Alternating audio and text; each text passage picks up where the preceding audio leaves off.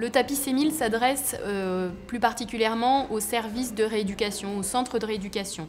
Il s'agit d'un matériel spécialisé que vont utiliser des personnels en charge de la rééducation. Le danger, si on peut dire, d'une mauvaise rééducation, d'une rééducation insuffisante, c'est une peur qui subsiste après la chute, et une peur d'autant plus grande que le nombre de chutes est important sur un laps de temps court. Même ça peut être sur un laps de temps de quelques mois, s'il y a plusieurs chutes, la peur est augmentée. Et à partir de là, la personne va de plus en plus perdre en autonomie.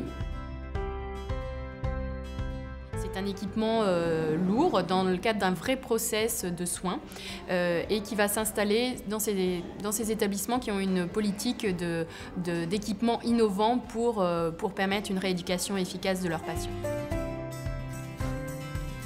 Le tapis mécanique, par rapport à simplement le rééducateur tout seul, le kinésithérapeute tout seul, va permettre une plus grande sécurité, puisque la personne va pouvoir se tenir au bar.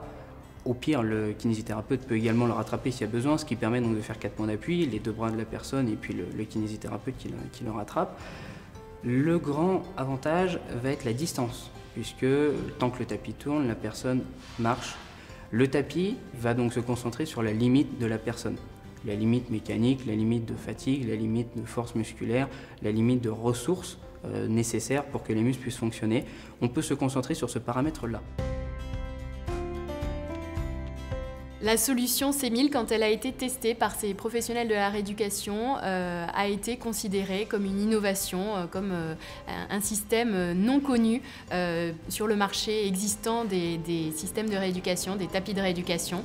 C'est vrai que ce système de projection, ces images en 3D sur le tapis, tout ça contrôlé par un ordinateur sur lequel le personnel soignant peut lui-même programmer les exercices, c'est une vraie innovation, une vraie rupture technologique.